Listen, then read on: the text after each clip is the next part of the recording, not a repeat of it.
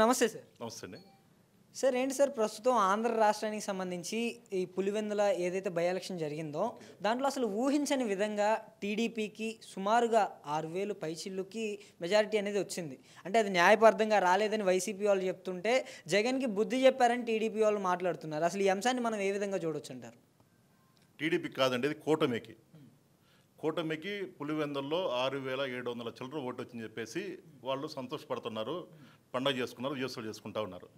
రాష్ట్ర ప్రజలకు తెలుసు 30 సంవత్సరాలుగా పులివెందుల్లో రాజశేఖర రెడ్డి గారు కానీ, రాజశేఖర రెడ్డి గారితో జగన్మోహన్ రెడ్డి గారు కానీ ఏ రోజు అక్కడ ఓటమి లేదు. ఎందుకు లేదు ఓటమి? ఆడ ప్రజలందరూ తెలుసు. వాళ్ళ రాజశేఖర రెడ్డి గారి కుటుంబం అంటేనే పులివెందులకి పెట్టిన పేరు. ఆ పులివెందులని బెంగళూరులాగా నియోజకవర్గాన్ని డెవలప్ చేసిన ఘనత వాళ్ళకు ఉంది. కానీ ఈరోజు జడ్పీటీసీ ఎన్నికల్లో ఎలాగైనా గెలవాలి. ఎందుకు గెలవాలనుకుంటున్నారంటే నేను చెప్తాను దాని కారణం. ఈరోజు రాష్ట్రంలో వైఎస్ఆర్ కాంగ్రెస్ పార్టీ అధికారం కోల్పోయినాక, తెలుగుదేశం పార్టీ అధికారం వచ్చినాక ఏ పథకాలు చేయట్లేదు. ప్రజల్లో వ్యతిరేకత మొదలైపోయింది. ఎందుకు గెలిపించాం ఈ పార్టీని అని చెప్పేసి నెత్తినోరు కొట్టుకుంటున్నారు, చెప్పుతో కొట్టుకుంటామని చెప్పేసి అనుకుంటా ఉన్నారు.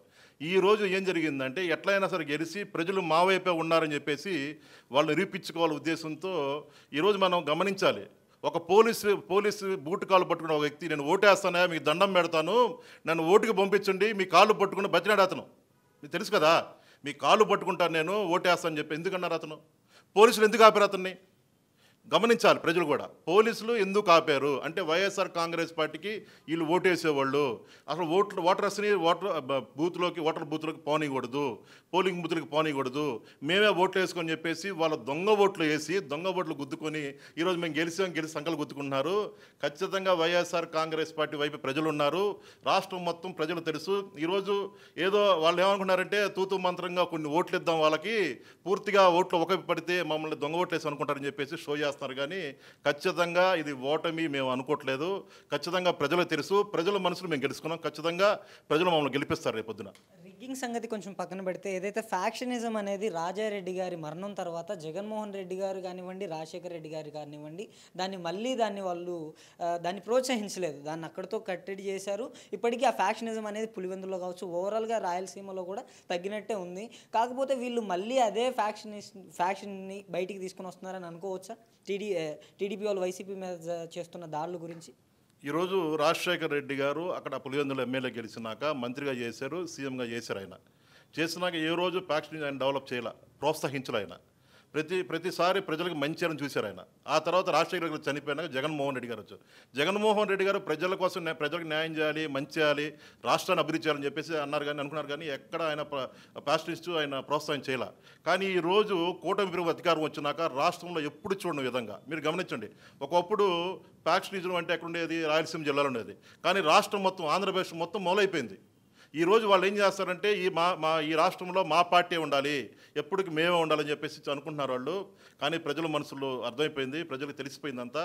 రాబో రోజుల్లో 2029లో వైఎస్ఆర్ కాంగ్రెస్ పార్టీ అధికారం వస్తుంది. అప్పుడు మేము చూపిస్తాం ఖచ్చితంగా. అంటే ఏంటంటారు ఇప్పుడు వీళ్ళు చేస్తున్నవి? అంటే రాజారెడ్డి గారిని చంపిన వాళ్ళని కూడా ఈయన జగన్ గారు వదిలేసి ఆయన ఫ్యాక్షనిజాన్ని అసలుకి ఆయన ప్రోత్సహించలేదు. కాకపోతే ఇక్కడ చూస్తే డైరెక్ట్గా ఓపెన్ ఛాలెంజ్ చేస్తున్నారు.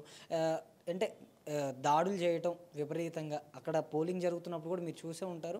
దాదాపు అక్కడ జరిగిన దాడులు కావచ్చు. ఈ దాడులన్నీ ఈయన జగన్మోహన్ రెడ్డి గారు కూడా ఆయన డిఎస్పీనో ఎవరో తిడితే ఆయన్ని కానీ అనేసి ఈయన కూడా అన్ని నోట్ చేస్తూ వస్తున్నారు. డిజిటల్ బుక్ అనేసి ఈయన పెట్టారు, వాళ్ళు రెడ్ బుక్ అని పెట్టారు, ఈయన డిజిటల్ బుక్ అని పెట్టారు. అంటే రెడ్ బుక్కే ఈ రకంగా ఉంది, ఇక డిజిటల్ బుక్ అనేది ఏ రకంగా ఉండిపోతుంది? అంటే ప్రజలకి ఒక అవగాహన అనేది ఉండాలి కదా. ఇప్పుడు జగన్మోహన్ రెడ్డి గారు 2.0 అన్నారు. 2.1 అయింది. రేపొద్దున కార్యకర్తలు మేము మంచి చేస్తాము, మేము వైఎస్ఆర్ కాంగ్రెస్ పార్టీ అధికారం ఉన్నప్పుడు కార్యకర్తలకి మంచి జరగలేని ఉద్దేశం మాకు ఉంది. ఖచ్చితంగా 2.0 ఉంటుంది. నాయకులకి కార్యకర్తలకి న్యాయం జరుగుతుంది, దాంతోపాటు ప్రజలకు మంచి జరిగిన ఉద్దేశంతో జగన్మోహన్ రెడ్డి గారు 2.0 అన్నది చెప్పారు. ఇప్పుడేంది రెడ్ బుక్ రాజ్యాంగం అని చెప్పేసి వీళ్ళు తెచ్చారు. యాక్చువల్గా మనకు తెలిసిన రాజ్యాంగం ఏంటి? అంబేద్కర్ గారి రాజ్యాంగం. కొత్తగా వీళ్ళు రెడ్ బుక్ రాజ్యాంగం అని తెచ్చారు. రెడ్ బుక్ రాజ్యాంగంలో ఏం పేరు రాసుకున్నారు? ఎవరైతే వైఎస్ఆర్ కాంగ్రెస్ పార్టీ నాయకులు ఉన్నారో, కార్యకర్తలు ఉన్నారో వాళ్ళని అరెస్ట్ చేయబెట్టు, జైలుకి పంపించడం అని పనిగా పెట్టినారు వీళ్ళు. కానీ జగన్మోహన్ రెడ్డి గారు ఏమంటున్నారు?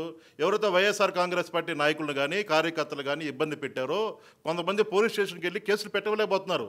కేసులు పెట్టినా కూడా తీసుకోవట్లా.